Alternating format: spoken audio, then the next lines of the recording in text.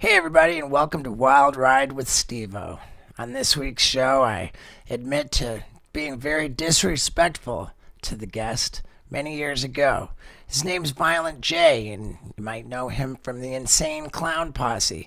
And I'll tell you what's insane this episode, so strap on your seatbelts and enjoy. Ladies and gentlemen, Violent J. Fuck yeah, dude. Yeah. All right. Now, brother, when's the last time we saw each other in person? Like 2004, maybe? That's what I was thinking. Yeah, 2004. Right. I met you at the hotel. Right. I want to say it was in Orlando. And we were performing at the House of Blues. And you That's were there. right. You were there for your own show, but we met up at the hotel. You came to my show. And I was legitimately an absolute shithead. Zero question about that. And it completely, for all these years, slipped my mind that that's something that it was worth addressing, man. And so there, I didn't do shit about it. And then not too long ago, I got a couple people send me this video, and it's called Violent J Talks About His Beef with Steve-O. And I knew right away. Dude, I knew right away. And, I don't know if we need to probably, why don't we, go ahead and I'll let you have the floor. And, Tell my story. Yeah, tell your story a little bit. I mean, anybody can go check out that video, but if you can give them the gist of it. And what year was this? I think it was 2004. And I'm Scott, by the way. Oh, yeah, sorry. This is my co-host, Scott Randolph. What's up, dude? And Hey, brother. up front, we got Paul Brisky. What's up, man? Nice to meet you. You too, bro. It was like 2004. We were staying at the hotel. We're just walking down the hallway of the hotel, and we see Steve-O walking with another dude, but I recognized Steve-O, and I said, "Hey, man, what's up, brother?" And he said, "What's up?" And I told him who we were and what we were doing in town and everything, and he was mad cool at the beginning. You know what I'm saying? And you told us that you were getting ready to go to your show, and we didn't have a show that night, and we were there like the next night, I think. We had a day off, so we were like, hell yeah, and you invited us to the show, and it was me and my friend ABK, Anybody Killer, and we were like, hell yeah. So we went back to your hotel room, and we were hanging out, and we started talking, and you were like, man, I went to clown college. I know all about being a clown, man. You guys ain't real clowns, man. I don't know what the fuck you guys are, man, but you guys ain't clowns, you know? And that's not offensive because we're not clowns, you know what I mean? Dude, I do remember that. I do remember that. And like, what a fucking cock. You know? That's not offensive. I mean, we don't know the real gist of being clowns. We're our own kind of clowns, sure. You know what I mean? Yeah, I was absolutely disrespectful, and I think that I don't know if I made this distinction, but what's like odd to me is that when you put on grease paint, it seems like you don't powder the grease paint, because grease paint, as like the way that I do it, or the normal clowns, grease paint smears all over the place, but when we take baby powder, we put it in a sock. You hit the sock and the baby powder kind of makes a cloud. Yeah. And we do that and it locks the grease paint in place to the point where you can like dive into a pool, like swim through, like that shit's locked. It seems like you don't powder yours. So if anything, we do sometimes if it's a photo shoot or something, we'll put the powder on it to take the glare off it or the look of sweat or whatever, you know what I mean? Right. And if anything touches it when it's not powdered, it's gonna smear it like crazy, like. Yeah. And I could have. Yeah, and you pointed that out. You pointed that out. Yeah, he's like, I know you told me in 2004. Right, but I mean, it's more of an interesting thing, and I just was a fucking asshole, fucking cokehead, Were you doing coke in the room when they were there? I'm sure I was, Yeah, you were doing something. I don't know what it was, but it wasn't a big deal. You know what I mean? But you kept it was all cool and everything, but you kept slipping in like jabs. You know what I mean? Like like we didn't know if we didn't know if we were welcome or not because you kept everything you were saying. You would slip in jabs and disses here and there. You know what I mean? Man. But you wouldn't put them politely. You know what I mean? You'd be like, yeah, you guys are fucking stupid though the way you play your face. Jesus, dude. And he's rolling with he's rolling with somebody named. Guys with you. You had camera guys with you filming everything, you know.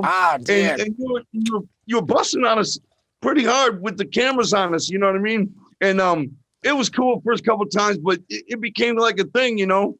And then we ended up going to the show, and man, I never saw no shit like that in my life, man. like what? Well, no, here's it. Like, he made this point in the video that it was like, Steve-O's got guys, hey, who wants to get kicked in the nuts? Fucking guys are like, yeah, so fucking I get people on stage, I kick them in the nuts, and nobody kicks me in the nuts. I'm just doling out nut kicks. And then I'm like, who wants to... These motherfuckers were killing themselves on stage. You'd be like, all right, man, you had the DJ up on stage, and you're like, all right, who wants to get kicked in the balls? And everybody be like, yeah, you know, it's sold out. It's sold out. You know, the whole place is like, yeah, you know, and you bring like 5 guys up on stage, you tell them all to spread their legs, and they'd be lined up along the line with their legs spread. And then you pull a girl up on stage and you say, I want you to run up and kick them fucking smack in the balls as hard as you can. Are you ready? And then she'd say, yeah. And you'd say, don't, you know, don't fucking lay it in, kick them hard, you know. You guys want them to kick you hard, right? And the guys would be like, fuck yeah, kick my balls. What the fuck, dude? And she would run up and boot him in the balls, and the DJ would play the music, you know, and the music would just amp everything up, and she'd be kicking him in the fucking balls. I never saw no shit like that. Right. But and then I got like, but who are, dude? We're gonna have the fucking black eye game. You guys come up on stage and when I say go, start punching yourself in the face, trying to give yourself a black eye. Yeah, or like first one to bleed wins. I've seen that before. Because I was these thinking, motherfuckers were killing themselves with the punching in the face, though. That's the one that really like stuck in my mind, man. Dudes would turn themselves into like the fucking elephant man shit. Straight Like up. fucking First one to bleed wins nothing. Right. And then you had an after party in the you know how the House of Blues got those sweet ass dressing rooms, big ass dressing rooms. And you had the whole thing turned out as a big ass after party. Everybody was up there, and there was a kid sitting on a counter. And he looked just like the Elephant Man, bleeding out of 5 places, eyes all swelled up, lips fucking cut up. And I mean, he was fucked up like a train wreck. And he was sitting there drinking a beer. And I was like, man, are you happy? Are you happy you went up there? And he was like, best night of my life, dude. Fuck. Oh my God, dude. Yeah. Now the only and all of that is absolutely fucking accurate. And the only thing I can say in my defense about the nut kicking, and it's not even a defense, is that when I got sober, one of the first fucking things I did coming out of rehab was I was like, man, that was wrong. That I traveled all the world. The black eye game with the guys punching themselves wasn't very often. It was like, we didn't do that much. But the nut kicking, I did that all over the world. And I never let anybody kick me in the nuts. And I was like, man, that shit was fucking wrong. So I went to my buddy Johnny Knoxville, and I was like, I need you to fucking really fucking kick me hard. And I was butt naked. You know, and that was like my first, like, making an amends, you know, like, so I knew that was fucked up. I knew that was wrong. And that was one of the first things I addressed, like, when I got sober. And again, I was a complete cock to you. I remember, and what was even worse was that when you were at the show, like, you didn't have your makeup on, right? And I was like, the Insane Clown Posse's over here, and fucking make some noise for them. They're gonna come out on stage. And you were like, yo, dude, we don't fucking come out on stage when we don't have our makeup on. Like, no. And I was like, so then I start talking shit. Come on out like, here, man. Come on out here. Like, oh, these fucking guys are fucking pussies. They won't come out, man. Fuck that. It's something like that. And I think, if I remember right, you gave me like a fucking pretty dope ICP jersey that I was wearing, I think. Yeah. You know, like, and I was just a fucking cock. And then man. Anybody Killers changed his name to Steve-O Killer at this point, dude. Right. Like, what the fuck? You know, at the time, it was exciting because we were seeing something we never saw, you know, and it's always cool to experience something. But there was so many, like, disses throughout the night that it didn't really, honestly, I'll be honest, man. Like we've been fans. I've been a fan forever, you know, and out of watching all the Jackass stuff, you were always my favorite one. You know what I mean? For real. You always dude, man. You always seem the most charismatic, you know? And so it didn't really sink in until the next day and the days after that, when I was telling a story to my friends, man, yeah, we went and hung out with Steve-O, man. He was a dick to us though, but it was cool, man. I mean, it was kind of cool, you know. Dude, I was disrespectful as fuck, man, and I wish I would have thought to reach out to you without all those years going by, and then seeing you like telling the story on a YouTube video, and then I thought, man, I gotta fucking get a hold of this guy, you know. Yeah, and you know what, man? I read your book. I read your book when it came out, and I was like, that's the shit, man. Like I read about everything you went through, everything you gone through, how you cleaned yourself up. And I've been following you since then. And I'm like, fuck yeah, man, that's the shit, man. Well, and I see you now, and I see who you are now. And man, it's really the shit, brother. It is very inspiring and very fucking dope, man. Dude, and I appreciate that so much, man. Any type of ill will that I had from that is long gone. It was gone after I read the book, honestly, because I didn't understand all that. I didn't know all that about you. You know what I mean? And when I read the book, I was like, damn, man. And any ill will I had was long gone after that, man. And it's just the shit, man, to watch what you're doing now and all the things you got going on now and everything, man, and how you're kicking ass, man. And it's very inspiring, man. It's really cool, brother. Hey, dude, I appreciate that. I really, really, truly do. And you know, I also want to say that when you told that story on that video that the people were sending me, like you told it with like humility, like you weren't out to fucking, you know, like it was completely fair. The only thing that I took exception to, and you know, I get it, but you said this guy had kicking people in the balls, he was fucking up, and he didn't do shit. And while I didn't let anybody kick me in the balls, I did make sure that I was covered in my own blood every show, fucking set myself on fire real good, like stapled my ball sack to my leg, like all that. I remember that show, we brought a fucking like 12-foot long king cobra, and we released it on the stage. There was a little bit more to the show than just fucking up audience members. Oh man, I'm sorry, bro. I don't recall that. It's hard, dude. I don't expect that you would, dude. I don't expect that you would. And dude, the last that's like saying, hey man, I'm really sorry, but. So fuck, what a shitty fucking way to approach it. And man, like all these years gone by, and it's just this means a lot, man. This is really cool to be able to have this conversation with you. And I told that story. We had we've been doing this every other month. We've been doing a stream thing where we stream live every 3 times a week, and we do something different every time. And that particular time I told the story was when we were doing I can't remember what it was called. It was like campfire stories or something. Yeah, fireside chat kind of deal. Yeah, and we had like a bonfire going, a little stage setup. And and so that's what that was, and that was just in last December.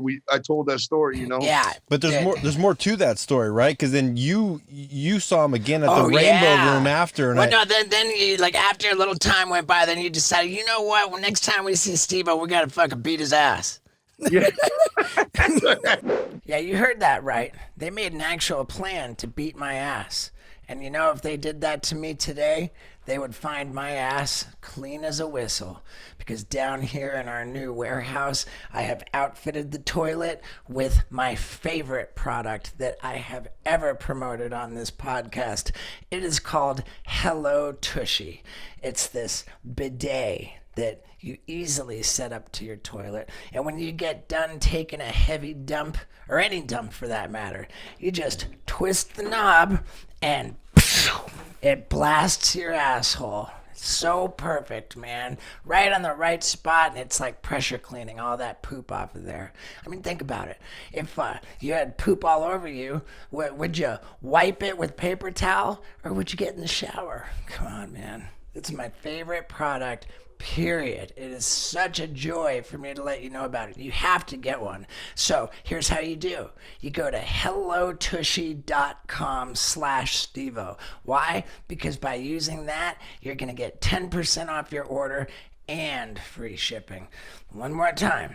To get 10% off your order and free shipping, you're going to go to hellotushy.com/Stevo.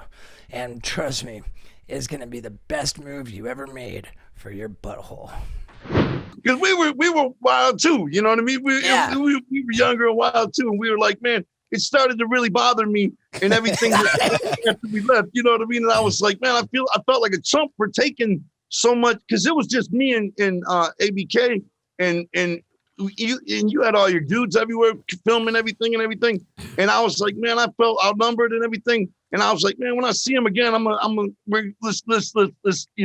let's kick his ass. You know? And that's not unusual for you, right? Like, you guys, like, beefing with everybody, getting in fights, like, that wouldn't have been out of the ordinary for you to actually. No, it was back then. Yeah, it was more the regular thing for us to be, we don't normally instigate the attack. We didn't normally instigate fights, so I will say that. But I just got salty about everything. I would have deserved it, man. I thought for sure it was gonna come out on one of your videos. You know what I mean? Videos out, and I thought, man, I'm gonna look like a fool. Because I kept telling the guys, don't film me, man. Try not to film me with the. I know, and the guys kept filming me. They didn't give a fuck what I was saying. The guys with you, and so I thought, man, that's just gonna come out. And so we ended up seeing you probably actually we saw you another time, and we didn't do nothing that time. Then we said, man, next time we see him, but we didn't talk to you, we just saw you, Yeah. And we said, me and my guys, we said, next time we see him, we're gonna rough him up, man. And so we saw you at the Rainbow Room, sitting out on the patio area, having a soda water. Hey, we were like, he's out there, man. Let's go get him. So we mobbed up there, you know what I'm saying? And we're just going to run up on him and start socking him up. And we saw you were with Be Real. We were like, oh, shit, that's the homie. We can't, he's with Be Real. That's a pass right there, man. We ain't going to do shit to him when he's with Be Real, It's too bad, man. Homie. And so we just were like, fuck it, let it go. But then, I read the book and everything was totally different after that. You know what I mean? But yeah, we were wild. We were wild too. You know what I mean? And that's what it eventually became in our heads, man. We're like, man, fuck that. That was wrong. That's the level it built to us. But I'm glad nothing ever happened, man. Yeah, part of me wishes it did, man. Part of me wishes that it would have turned into a Wu-Tang Clan situation where fucking Raekwon had me by the neck and he's like, "You're gonna apologize, or I'm gonna knock you out in front of all these people," and I'm like, "I'm sorry." You should have put on your clown makeup, Steve, and be like, "Let's do this, clown versus clown."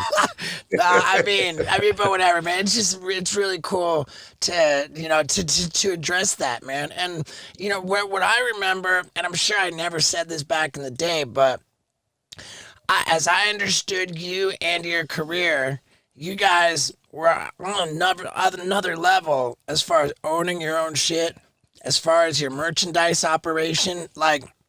You guys had carved out your own thing where you weren't the biggest band, but you had the most fucking rabid, passionate fan base that bought everything, and you guys were just killing it as businessmen. And I don't know what we did to be so fortunate to have that kind of following, man. I to this day, I don't know why we're so blessed, why we're so fortunate to have people buy our music to support us that hard, man. But they do, and they're the most wonderful, most outgoing. We might not have millions and millions of fans, but the people that support us are strong, and they're loud like millions and millions of fans. You know what I mean? Yeah. And they're just incredible people, man. They're very creative, and they're very they don't walk with the sheep. They go their own route and everything, and they do their own thing. And they're the most amazing people I know of. And it's funny because the reputation they have of being dangerous, crazy, insane people, it couldn't be any more opposite of the truth. Well, They're I the mean, most when coolest you say fucking people. when you say the coolest- reputation they have, they don't just have a reputation for being that. They're actually fucking classified by the FBI as Right. like a full-on fucking gang, like gang and gang affiliation. If you get labeled with that, that's like some heavy shit, right? It's a pretty like what does big that even time. mean? It's shit, man. It means a number of things depending on where you live. But like, if let's say you're having a custody battle, you know, with your spouse, you know, their attorney could say, Your Honor, this person, according to the government, is a gang member, you know, and you could lose your child, you know, for something like that, you know. And it's true. If you're a juggalo in many areas, you're considered a gang member, you know. Yeah, and officially. as far as I know, there's never been anything like that in music that I've ever heard of, you know, where they took an entire fan base and officially labeled them a gang, you know.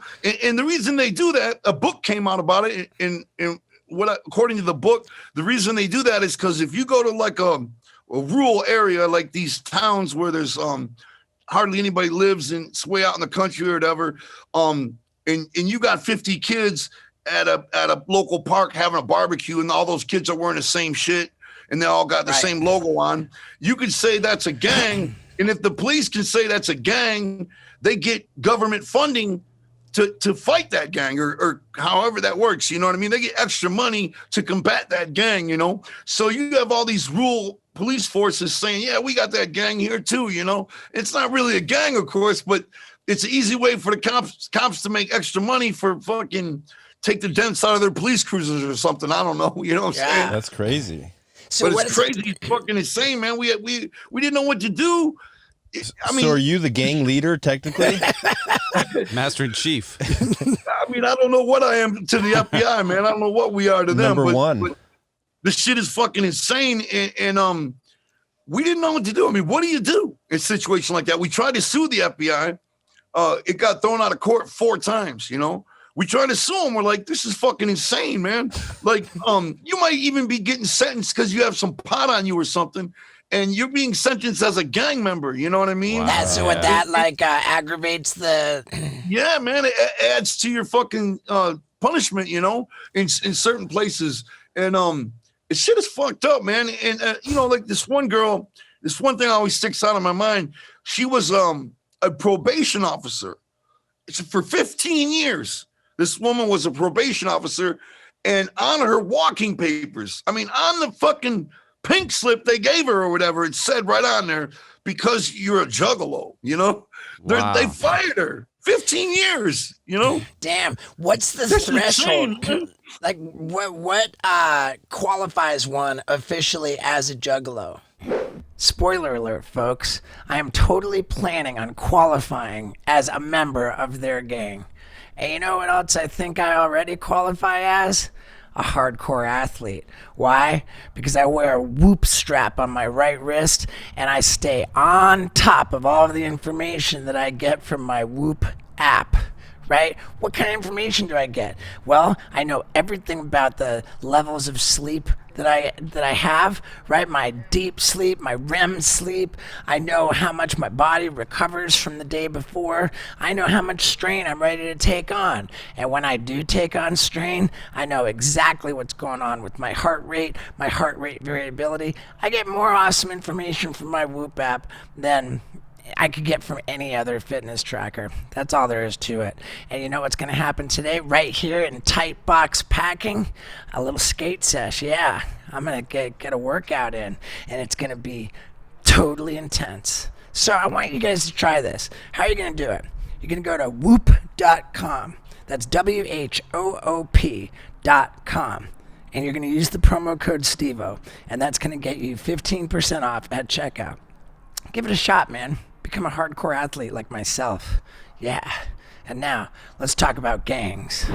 Tattoos or you know, like where having the sticker, like there used to be the thing to do to have a sticker in your car, you know, with the logo, the Hatchet Man in the back window. It was way juggalos identified each other with this in the back window or whatever. But now nobody wants that in their back window because they're the first to get pulled over and fucked with. You know what I mean?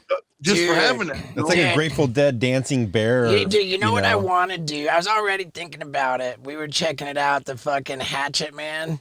I want to join the gang, dude. I want to fucking yourself. Yeah, I feel like that would like be cool for me to like heal from like this wreckage of my past, this wrong that I did. I feel like if I got the fucking Hatchet Man tattoo, like are you down with me getting the Hatchet Man tattoo, dude? Is that Yeah, brother, I'm down with that, man. all right, dude? Where did that come from, the Hatchet Man tattoo and that symbol? It started off as a logo for our record company, Psychopathic Records, but I think it's become more of a just the most recognized Juggalo logo. I think that Juggalos use to identify each other with. Like you might see that tattooed on somebody, and they might maybe you're a waiter at a restaurant or something. And you see that tattooed on some people you're serving, to give them a break, you know what I mean, on their bill or whatever. It's like Club. Just a thing of love, It means, okay, you got something in common, something strong in common, And I think that's where people were mistaken. See, in the early days, people used to come to our concerts at 3:00 in the afternoon, they'd be lined up. There'd be 300 kids out there lined up. Right. And they say, man, you guys are really popular. They're all out there lined up already and the doors don't open until 7:00 or whatever. But it wasn't for ICP they were coming. They were lining up because they love to be with each other. They love to you might feel like you're alone in this world. You might feel like you got nothing in common with nobody. And but then when you would go to the concert, you would realize, man, all these people are just like you. They find the same shit funny. They find the same shit touching. They find the same shit, whatever it is, about you. You realize you're not alone. You got all these other people just like you, and people would recognize that at our concerts. And it was never once at our concerts was it some shit like, "Hey man, did you step on my shoe, motherfucker?" You know what I mean? And stuff. You don't see fights at our show, man. You never ever see fights at our show unless it's security or something. Fighting with the Juggalos. Juggalos don't fight with each other, man. They never, ever fight with each other. It just don't happen. And people would come to the concerts early, not because they're so passionate about ICP. That's what it looked like. But in reality, they were coming to be with each other, man. They loved it to be with, have the company of each other. That's what the gathering's all about. That's why they have their own mini gatherings, where they'd have like a barbecue or something in some park somewhere. We ain't nowhere near it. And they would get together 50, 100 of them or whatever and just hang out for the day because they love each other's company, man. It really means a lot to them to be together, and what it's come down to after all these years is sort of like we've been given the role to organize these events. Be careful, man. We've been together for, you know what I mean? The FBI might be listening.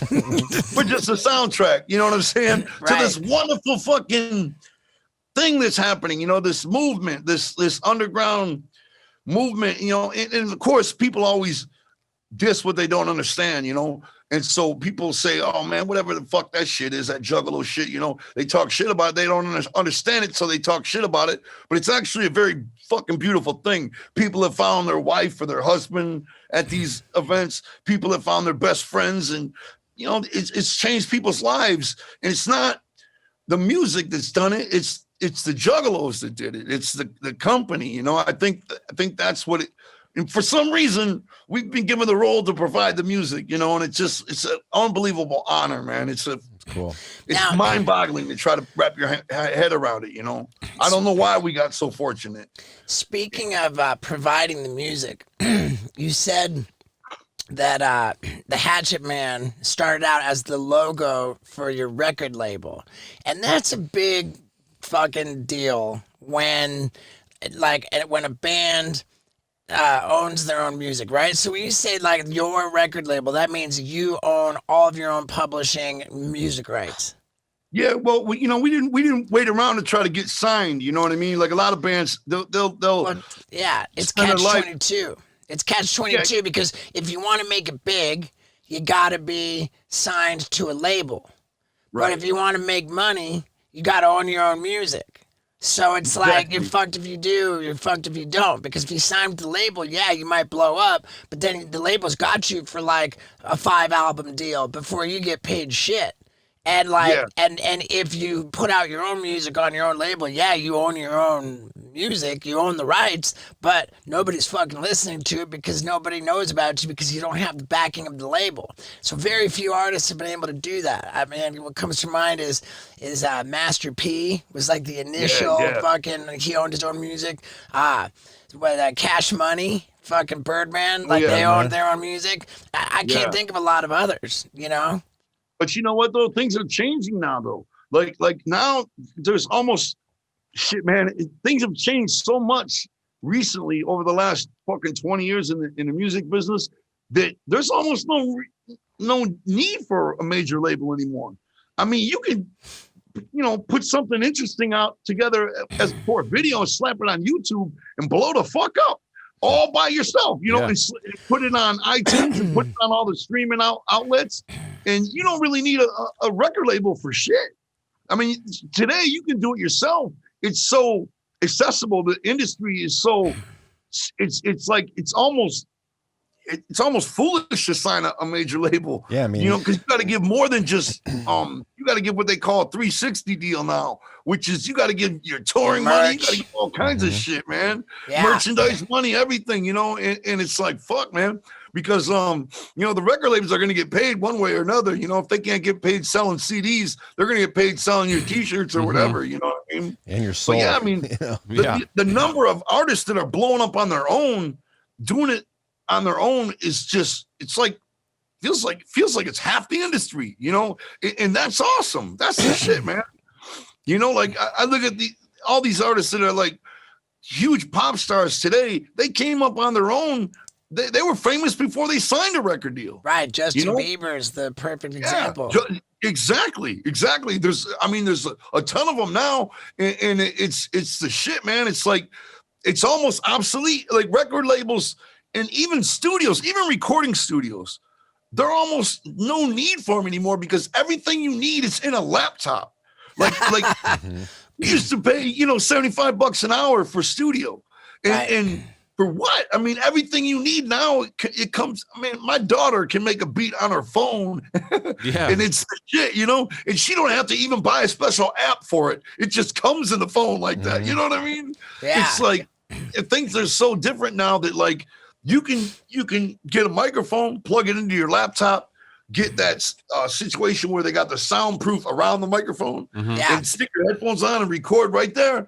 There's no need for a studio. There's literally, like I heard one of the biggest artists today, Doja Cat recorded all her hits in her bedroom with her brother. These are songs going platinum on the radio, and she did them in her bedroom, with her brother. That's fucking awesome, man. That's the way music should be done, Yeah, I think Billie Eilish is a similar story. Like one of her hits she made like in a hotel room, recording with her brother too. There's no reason to go out and spend all that money on a big recording studio. I mean, I record in a studio, but it's my studio, and it's just because I'm used to being in a room that looks like that. You know what I mean? Yeah. But fuck, man. I mean, like there's I tell artists that are starting out today, all you need is a good laptop. That's your record label. That's your management. That's your studio. That's your everything. Publicist. You know what I mean? Right on your laptop. You know what I mean? You can do it all yourself, man. Yeah. It's not even hard to find out how to do it either. So- It's really the lanes that used to be secret roads up the mountain, as we put it. But now they're like wide avenues. Like a lot of the industry is going up those avenues, doing it themselves. The DIY is everything now. It's way bigger than it was when we started out, For sure. How many ICP albums are there at this point? Fuck. Gang loads, man. Probably. He doesn't know. That's great. Actual albums like of all new music, fuck, man. It's like how many Fish albums are there? It's just How many fish are there in the sea? Exactly. I would say 20, probably 25. Nice, Epic. dude. that's since '94.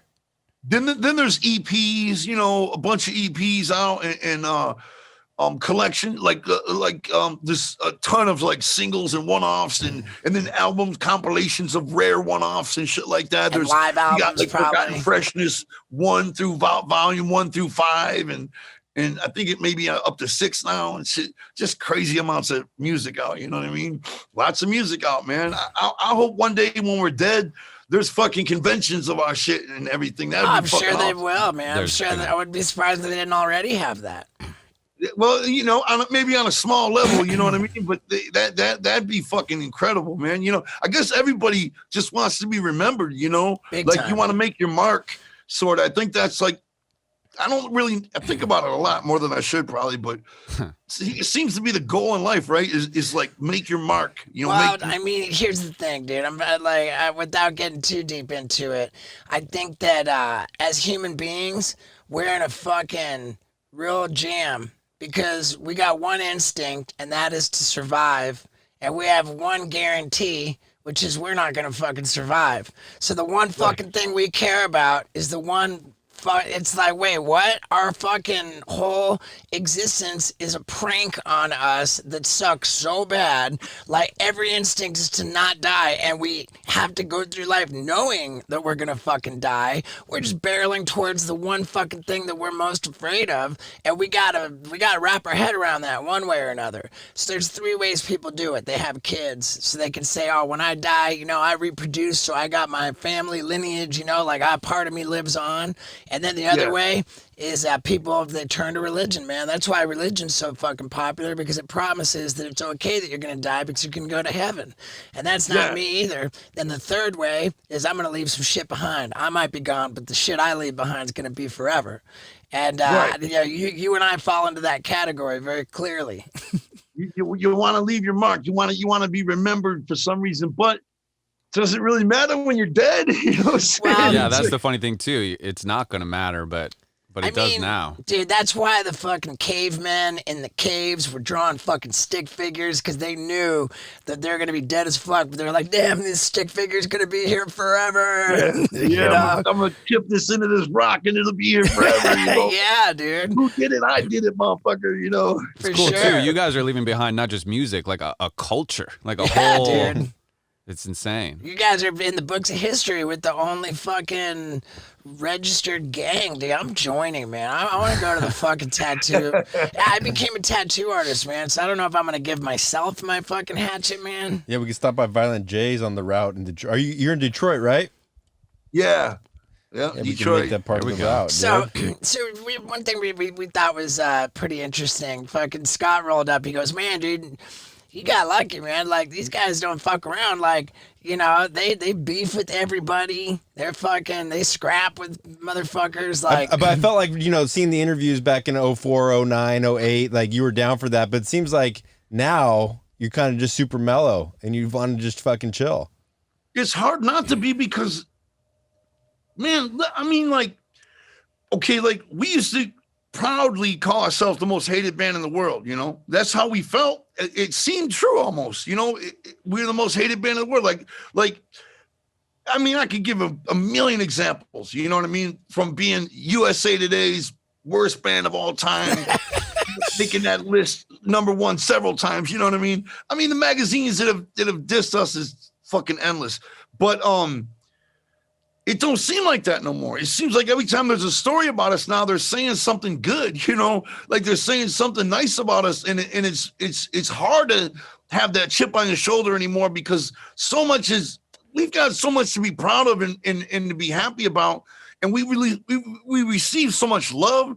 How are we going to go around being pissed off, man, and be real at the same time? You know what I mean? Like, look at how fortunate we are, man. I mean, like, I got my kids' college paid for, man. You know what I mean?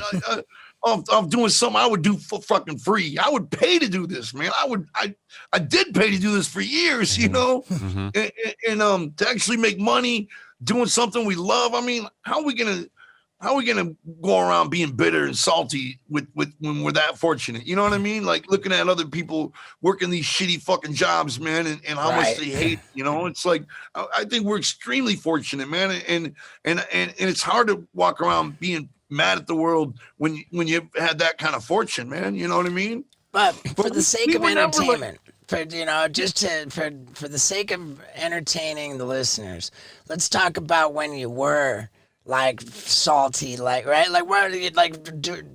Am I correct that you like just got in a rap beef with Eminem? Yeah, it's all love now, of course. You know what I mean? But yeah, we got into it, and it was more of a It was an ugly battle, you know, but that's because we're both from Detroit and our camps were fighting. It wasn't us and Eminem scrapping somewhere, you know what I mean? It was our camps fighting each other, and that wasn't good, man. That was bad, you know what I mean? It was like, you know what I mean? Those guys would be at somewhere and we would be somewhere, and it would just be a fucking war jumping off on the street, you know, and it wouldn't even involve him or us at all, you know what I mean? And that was just fucked up, man, for a long time, you know what I mean? That was an ugly fight, man. And before he passed away, Proof, who was Eminem's right-hand man, and of course, he's a lot more than that, especially here in Detroit, man. He's like a godfather of rap here in Detroit. He's like a legend, you know what I mean? But Proof was on a mission, it seemed, to squash a lot of the beefs Eminem had. You know what I mean? Yeah. In this, like right about the year he died, Proof was doing this, and he reached out to us, and we had like a bowling match. It was us versus D12 in like a bowling match, you know? That was fucking awesome. I was so proud that he included us because, like I said, we were the most hated band. It was like, oh, fuck them, they don't count, you know? Like if you were naming off groups, music that was successful from Detroit, you could name off all kind of people, and then somebody'd say, what about ICP? Oh man, fuck them, they don't count. You know what I mean? It was always like that. So when Proof included us to squash the beef, and he came to our office, and like he jumped on a song with one of our groups, and he gave us a shout out in his verse and shit. It was just, it meant a lot to us, man. I mean, it really meant a lot. You know what I mean? And he ended up being killed just months later. And I wanted to go to the funeral, you know, but I didn't know if Eminem himself knew about what Proof was doing to the extent. Right. I didn't want to show up at Proof's funeral and have Eminem see us there, like, what the fuck are they doing here? You know what I mean? I didn't want to take the chance of something like that happening. You know what I mean? Because I know he was so much closer to Proof. I mean, so much incredibly closer. You know, it was a fucked up time. You know what I mean? But yeah, you know, that was an ugly war for a long time, man. Damn. Here in Detroit, you know. What is the say top 3 other beefs? We didn't really have a gang of beefs like that, you know what I mean? I mean, we would get arrested for fighting. You know, people would just come up talking shit, you know? I mean, like, I know you've had to have had it, Steve-O, man. You've had to have people just come up and say, you ain't all that, Steve-O, just for no reason. You're like, what the fuck is this about, you know? Sure. I know people probably go up to Tyson and say, man, you don't hit that hard. You know what I mean? Happens, you know what I mean? Yeah, if you fight back, there's a lawsuit and they get money. You know? Exactly. You know, I mean, I think that's why, like, all celebrities sometimes have security, you know, because people just get, you know, they just see you there and you might be sitting in a strip club and they just get salty you're there, you know? Yeah. Motherfuckers over there shining. I hate them. You know what I mean? They just start, you know, dissing you for no fucking reason. You know what I mean? So we'd get arrested for fighting here and there, but we didn't go around like just fighting everybody, you know, for no reason. We always had a legit reason, I thought. You know what I mean? I get that impression. I was watching a clip of you guys on Howard Stern when Sharon Osbourne and you guys were kind of like, there was some confrontation there. But I love going back to like you guys being so independent. You were like, what are you even going to do to us? Like, we're untouchable. Like, what, you're going to take me off the radio? Like, I'm not on the radio. Like, I got my own label. Like, you were kind of like, it was a good example to show like the way you guys went, even though it was so hard, you're like invincible that way. It's true though. It was true. She was like a giant in the industry, you know, but we were like out of the industry, you know, we were in the streets. We were in the industry. We were in the streets, you know. So it didn't really matter all the connections she had, you know what I mean? We were like, whatever, fuck you, you know. And I remember she said, she said, your next album, I'll bet you right now, I don't remember what she bet, but she said, your next album won't sell 50,000 copies. We were like, shit. You know what I mean? And I always wanted to go back on there because she was the one that made that bet. You know what I mean? And our next album sold that, and our next 4 sold that. You know what I mean? So she lost that fucking bet. And I want that money dedicated to a fucking charity in our name. You know what I mean? Because she lost that fucking bet. And she was the one that made it on that show. You know what I mean? So so I'm so fascinated with we've had a guest on here that's been interviewed by this person, but I saw that you guys got interviewed, and I'm wondering. Oh, is this the person who digs up like? When you guys did the interview with Nardwar. Oh yeah. Did you ever find out how he knows that shit? Because when he's like, "Hey, so you date girls at Kinko's," like who would have fucking told him in your camp some of the stuff that like nobody knows? I suppose he could have just read our book or something. But I'm going to tell you something. I don't want to say nothing bad about Nardwar, but I got to tell you something, man. This sucks too. He gives you all this bomb ass shit. Like he gives you all these rare, the Sir Mix-a-Lot albums and stuff that he was giving you. You're like, whoa, where did you find this? You know, it gives you all that stuff. You're like, fuck yeah. You know, I remember he gave us a Smiley album, who's a local Detroit rapper we used to be fans of when we were kids. And he had some Smiley vinyl. We were like, oh my God. You know, he gave it to us. We were like, hell yeah. And then after the interview, he takes it back, man. No. We're like, no. What do you mean? He's like, yeah, I need that back. We're like, no. Oh, Look at that, man. That's epic. Like, what do you need this shit for? What do you want this shit for? This don't mean nothing to you, you know? Did he take back the keychain that he gave you guys first off? Took everything back. You guys were so like, stoked on that. I was salty for real, man. I wanted to fight him. It's like that MTV show Buzzkill. Yeah, Dude, and He gave Scott us has the told most me. dopest shit in the world, man. We were so grateful, you know. And then he's like, all right, now we're done. We're like, I didn't know that because he gives albums to everybody. Dude, you have told me about that fucking guy like 30 times, Yeah. dude. And you're so stoked. Dude, now we gotta ask didn't he like Whitney Cummings? He did Whitney Cummings, and he'll say something Dude, we like, gotta ask her, like... I was dying to know whatever. because we had Whitney Cummings on, and he would say something to her, and she's like, nobody ever knew that about me. Like, it's something that a waiter said to her in 7th grade that she told, like, so I was always curious if you guys ever found out how the fuck does he know that kind of shit. He's like, I don't give a fuck how he knew it. Fuck that guy. it's cool how he does that, though. That's a cool thing, how he looks into, like, really rare things about a person. You know, that makes it interesting, you know? Every time he interviews somebody, he's always, like, flipping their wig with some shit that they don't expect him to say, you know what I mean? Right. Yeah, well, it's always yeah. mind-blowing stuff, and so I was just curious, because he was saying some stuff to you, and you were like, what the fuck? Like you're flipping my wig back, dude. Like, what are you? Right. What's going on here? He's good with that shit, man. But you know, I think most of what he said to us, was, I'm pretty sure most of it was in the book. In the book, I wrote a book probably about 10 years ago. I think most of it was in there, or some of it wasn't, you know. He's just good like that. I don't know. It's a mystery, man. I think that it sounds like from all the time Scott brought him up that his shtick is like, you know, some next level shit that's not like I'm gonna guess from what I understand that some shit wasn't in the book. I'm thinking too. Yeah, he's good with that. He's got some spies working for him or something to dig into some secretive shit about people. I don't know what he's doing. He's got a lot of unexpected questions, including, can I have that back now? That's the only question I remember. That's so funny, dude. So I was fucking geeked about that shit too.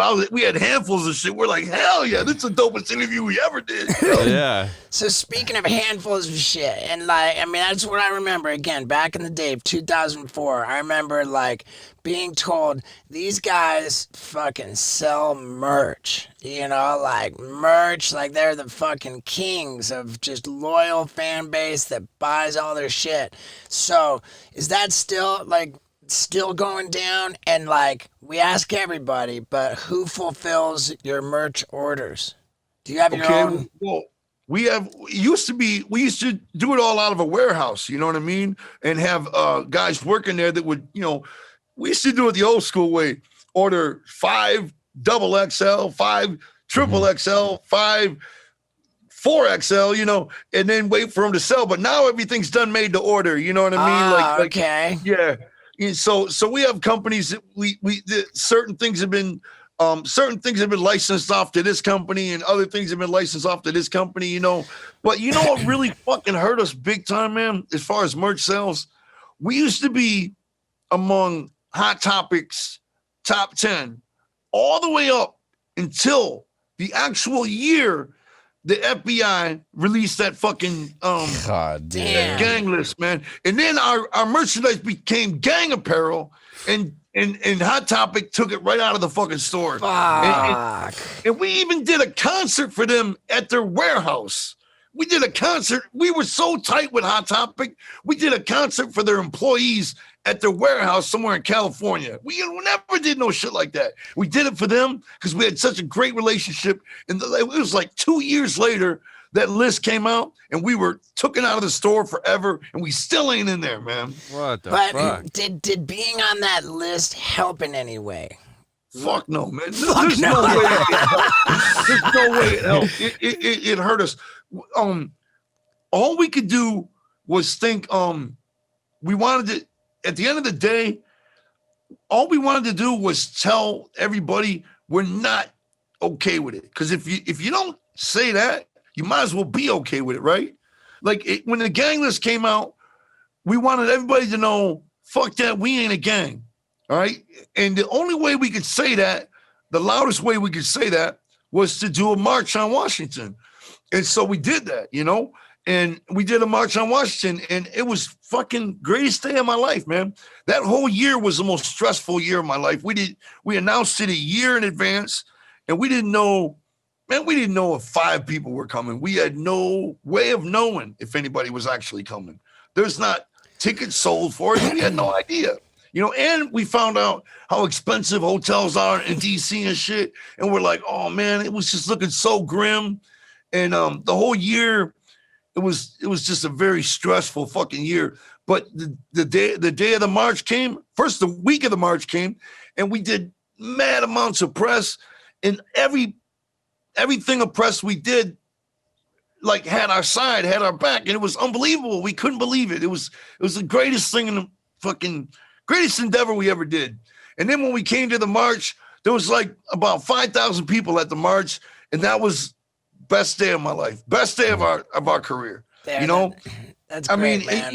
we could have had 50,000 or 100,000. 5,000 was 5,000 more than we expected, man. That was the fucking greatest day of our career, man. Sweet. And it was so wonderful actually doing the march. It was so fucking, what a great fucking awesome day that was, man. And that happened in 2017.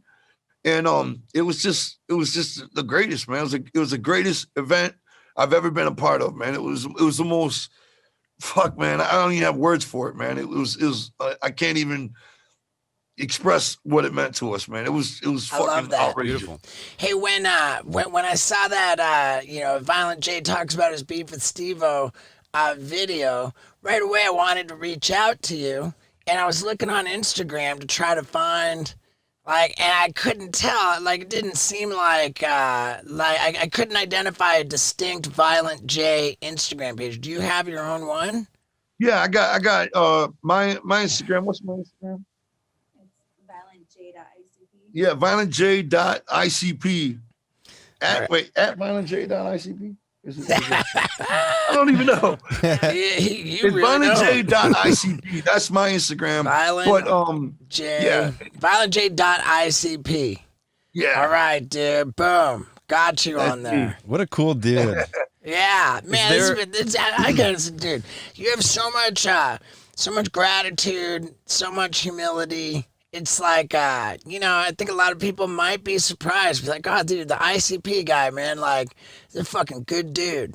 You know, it's Brother, listen, I want to say something real quick. Your Instagram is the shit, brother. I love following you, man. man, You thank work you so hard much. on your Instagram. You always got some sweet ass picture, dope as fuck. I mean, I'm always like, damn, he's got the best Instagram, man.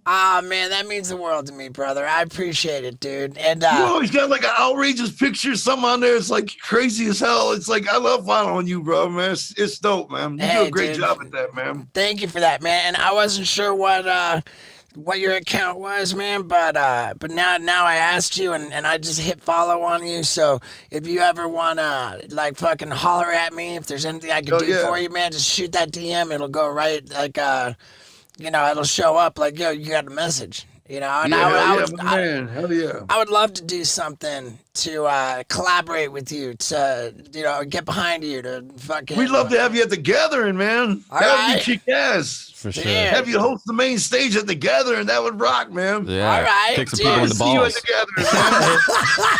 I'll kick everybody in the balls. Nah, man, I love it, dude. Maybe. Wait. Before we wrap up, I do have a question. I have one more question. All right. So I went to music business school, and they talk about you guys. Like, these guys did it full independent. But there's like this legend that people talk about where they say ICP picked just a random town on the map, and it just ended up being this one random place in Texas, and they went there and just flooded it with posters and flyers. And to this day, they have a real big following in this one random town in Texas. Is there truth to that? Yeah, because we had Detroit, it seemed like we were just a local thing because we were selling so many records in Detroit that we were trying to get a record deal. This is back in like 1995. We were trying to get a record deal. So Jive Records, they're not even around anymore. It's hard to believe they were such a huge label.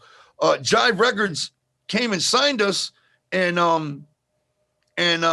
but they only put us out like in Michigan. Basically, we were selling like 80,000 units in the Detroit area. And so basically they signed us and just were selling that and taking all the money, you know what I mean? But they weren't really working the record anywhere else. So we threw a dart at a map of America and it landed on Dallas, Texas. And we bought 3 vans and we wrapped them with our album cover and all that. And we put fat rims on it and put sounds in them. And we drove the vans and we got samplers of the album. We bought fucking 100,000 samplers and flyers and posters. And we basically moved to Dallas and we just concentrated on Dallas, Texas. Like everything we had, we just pumped Dallas, Texas.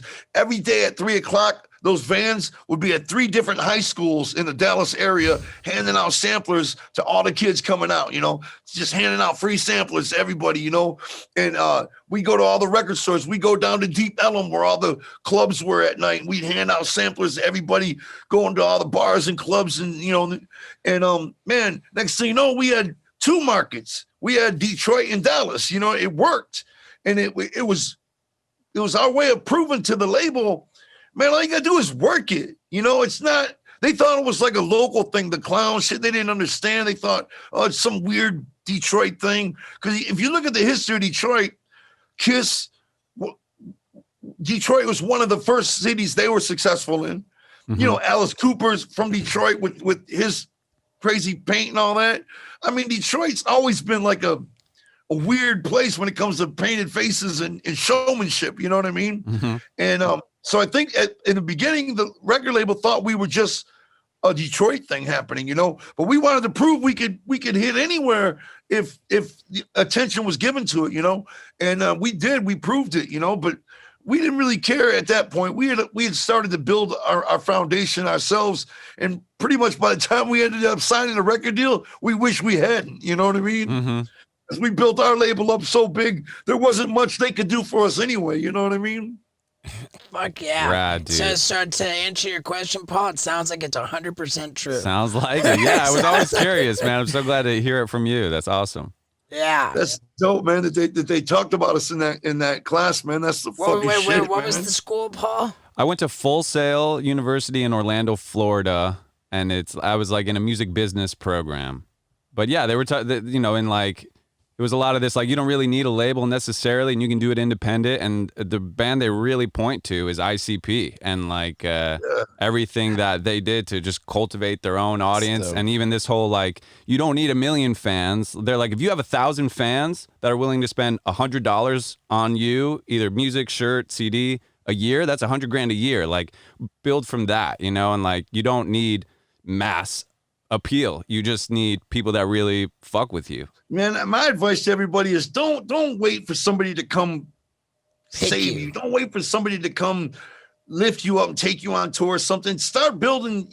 You start walking up the mountain. That's the only way you're going to guarantee to get up that mountain. Start walking. Yeah, it's 50,000 miles. Yeah, it's going to take years. But you know what? If you want to guarantee you're going to get up that motherfucker, start walking. Mm-hmm. You know, I mean, just it's part of the fun is climbing the mountain. I mean, a lot of times people don't realize that that's the best of the adventure. A lot of times when you get to where you're trying to go, it's not what you thought it would be like.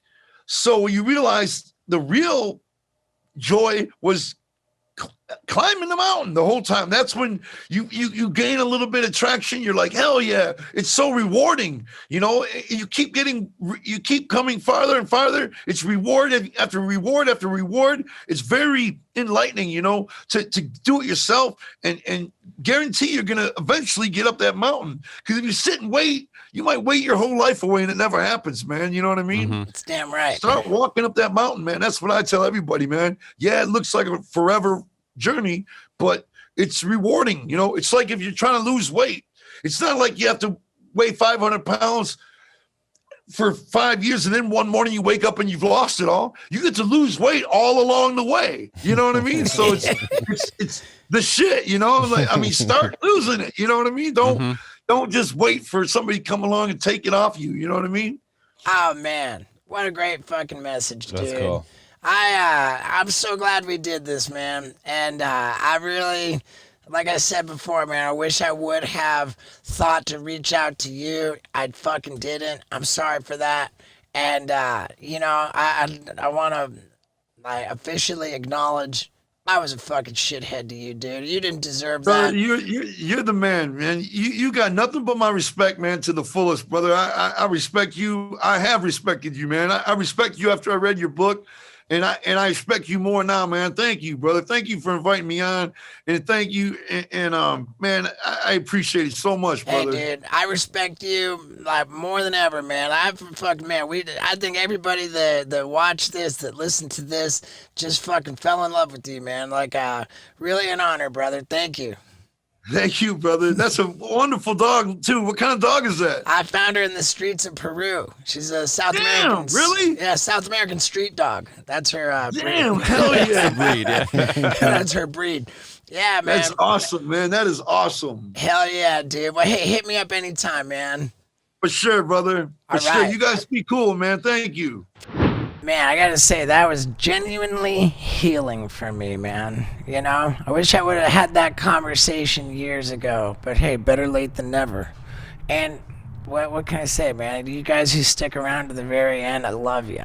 You want to know something ironic? Okay, this warehouse that I'm in, Tight Box Packing, the immediate next door neighbor, it's this fucking dance studio that just blares music all day long. We're trying to record stuff in here. It's a nightmare. I get so mad. I'm like, ah.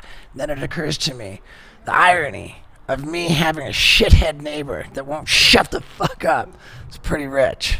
In any case, thank you guys. Now it's time to skateboard. Yeah.